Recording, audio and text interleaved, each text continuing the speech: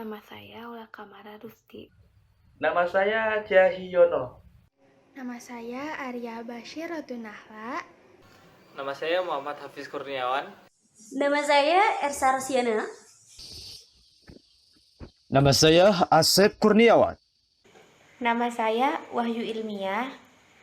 Nama saya Siva Yuniar.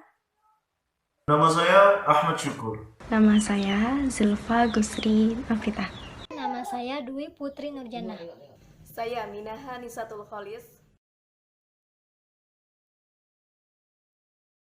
Bismillahirrahmanirrahim. Assalamualaikum warahmatullahi wabarakatuh. Alhamdulillahirabbil alamin. Assalatu wassalamu ala asyrafil anbiya'i wal mursalin wa ala alihi wa sahbihi rasulillahi ajma'in. Amma ba'du. Yang terhormat Bapak Studi Rizal MAG sebagai dosen pengampu mata kuliah Pendidikan Kewarganegaraan. Seterusnya kepada teman-teman yang insya Allah dirahmati oleh Allah Subhanahu wa Ta'ala. Pada kesempatan kali ini, kami dari kelompok 1 akan mempresentasikan mengenai penanganan wabah virus COVID-19 berdasarkan observasi media online.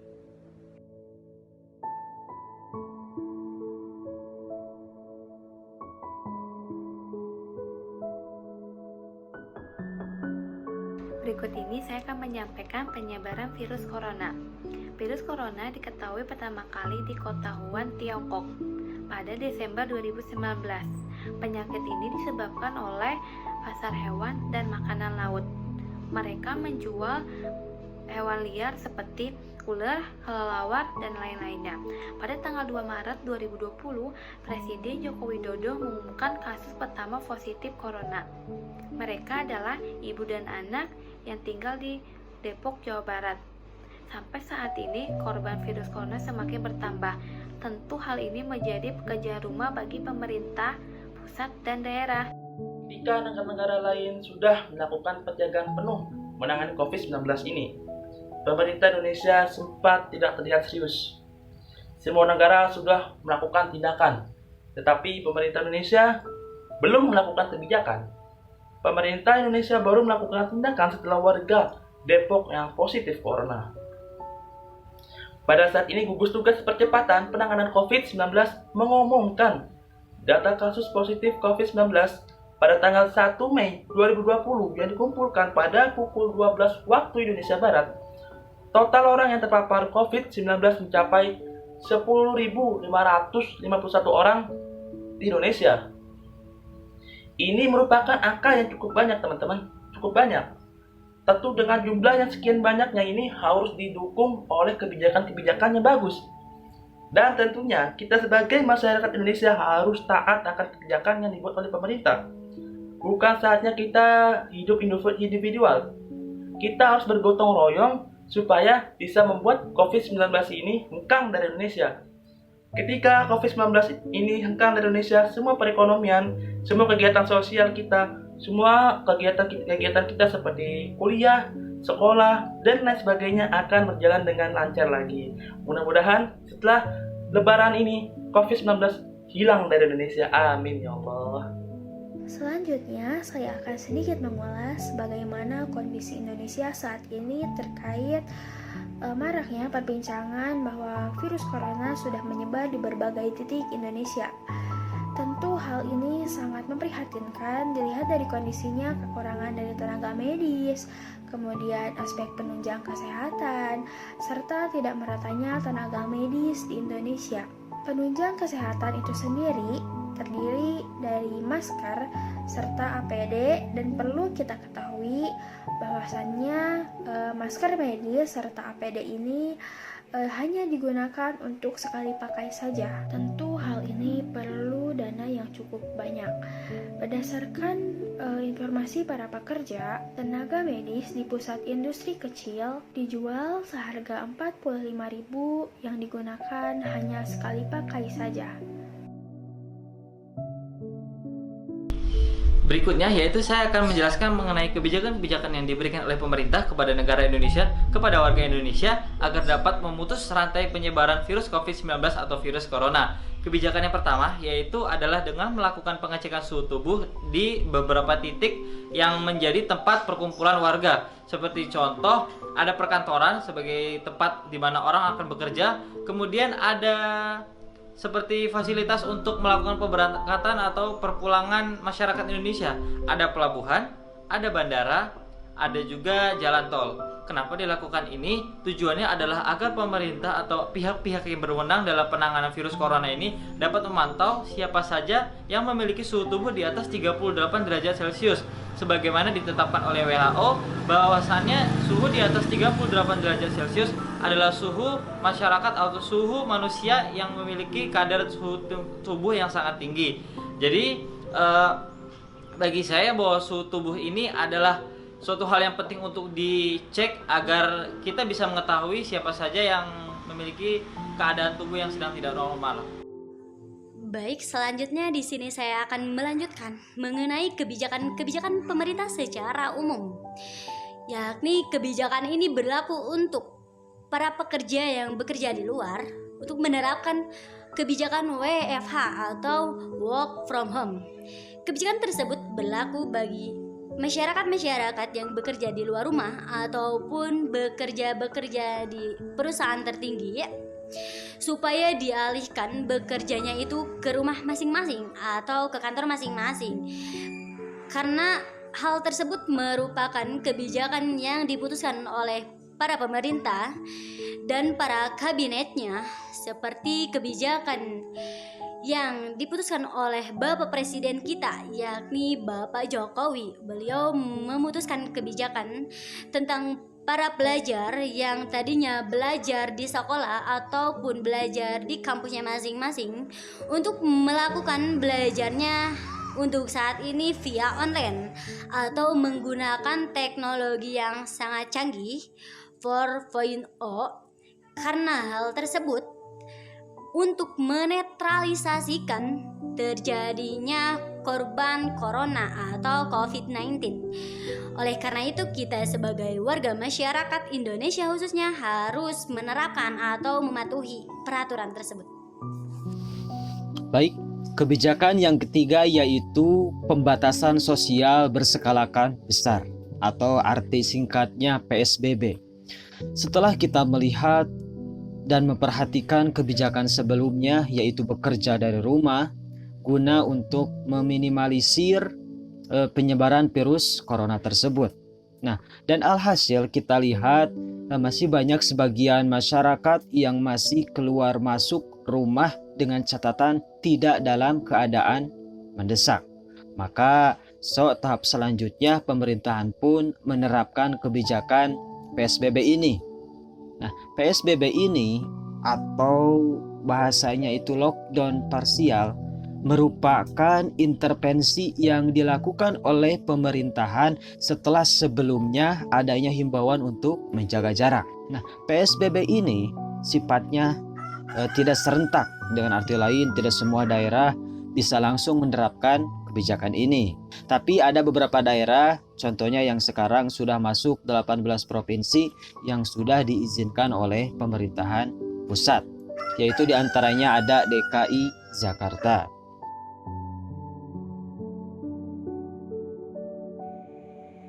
Kebijakan pemerintah dalam menangani COVID-19.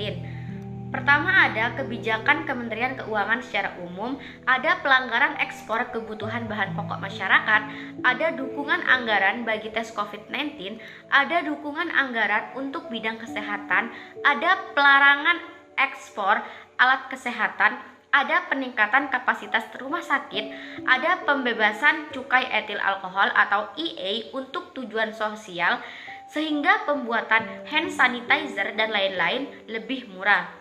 Lalu untuk kementerian lembaga, pemerintah tetap mengelola fiskal dengan hati-hati melalui refocusing dan realokasi belanja untuk penanganan COVID-19, melakukan penghematan belanja yang tidak prioritas.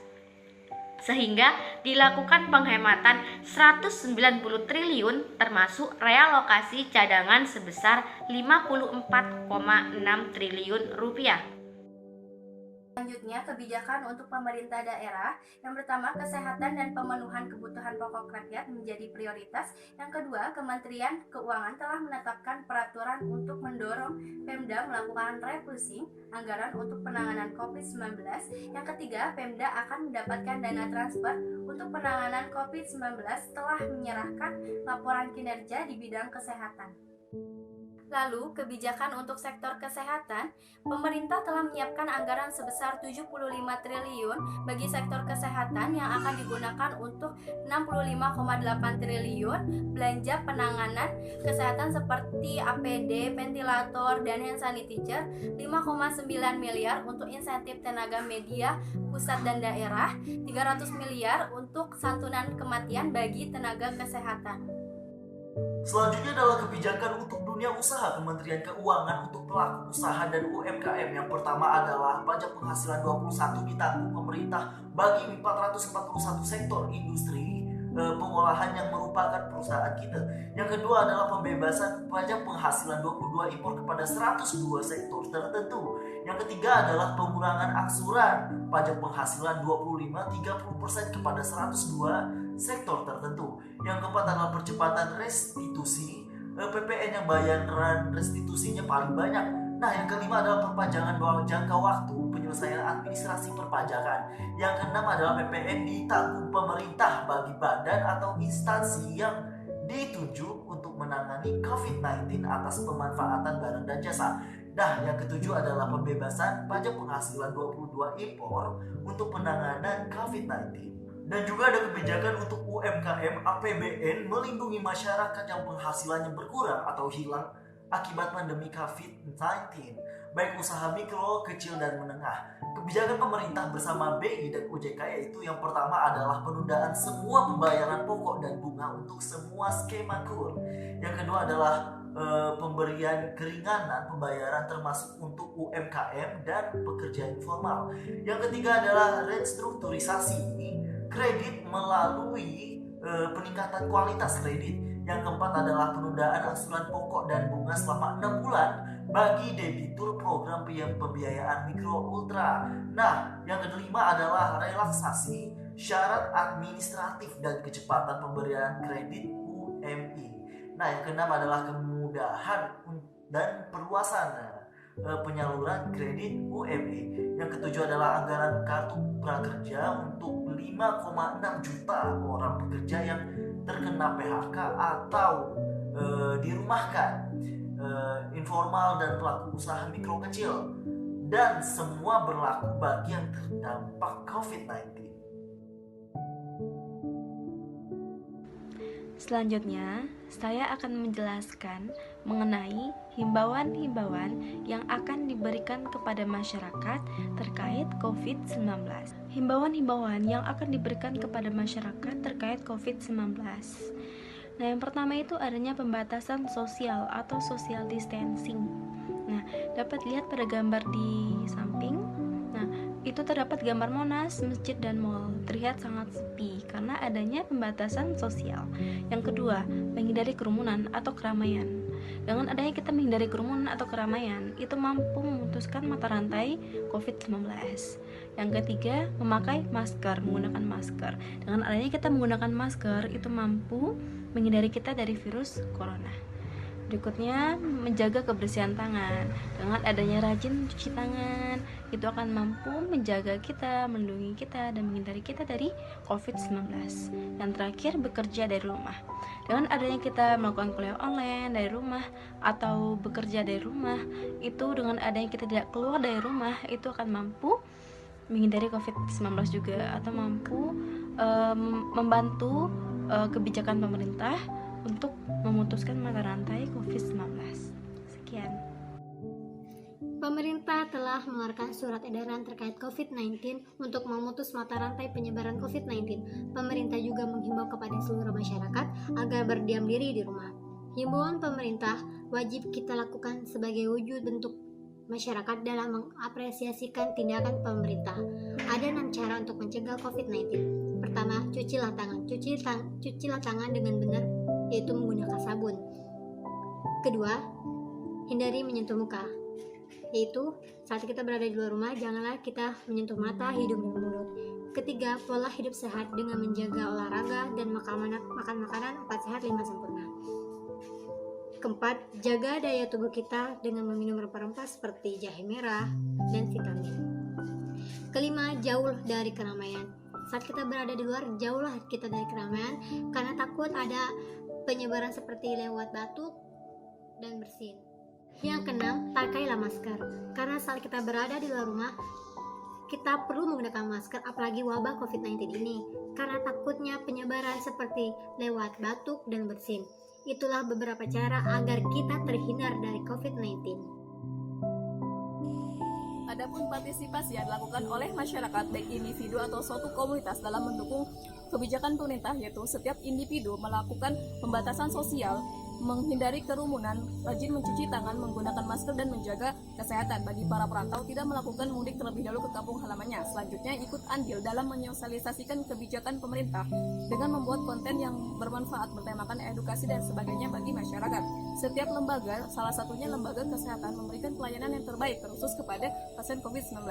Pemerintah desa maupun kota serta unit di atasnya melakukan sistem kerja berupa pembentukan tim relawan dan memberikan donasi, sumbangan atau sembako kepada masyarakat agar tidak merasa lapar ketika dalam proses isolasi. Proses membangun partisipasi warga ini banyak dilakukan melalui pengorganisasian masyarakat yang terampil, yang memiliki kapasitas dan kemampuan masyarakat desa maupun kota berdasarkan sumber daya lokal yang tersedia.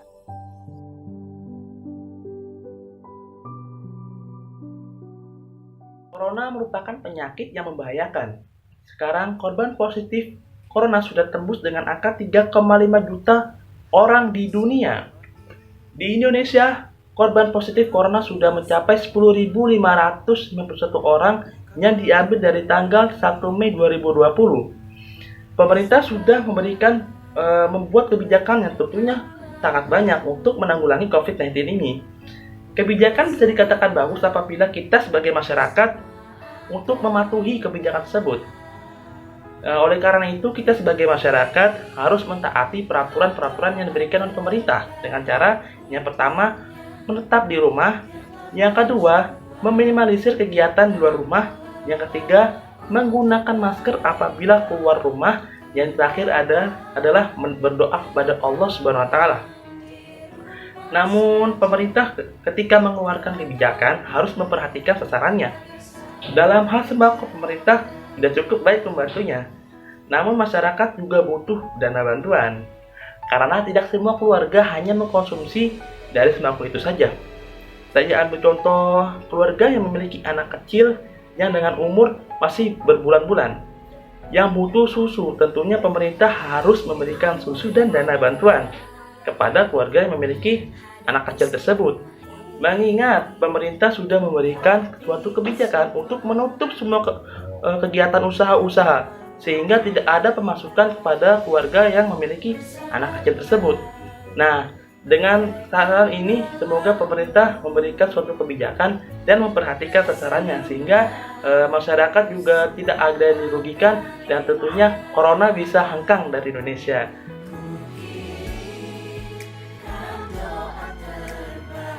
Selamatkan dunia. Selamatkan dunia. Mau selamatkan dunia. Selamatkan dunia. Selamatkan dunia. Selamatkan dunia. Selamatkan dunia. Selamatkan dunia. Selamatkan dunia. Selamatkan dunia. Selamatkan dunia. Selamatkan dunia.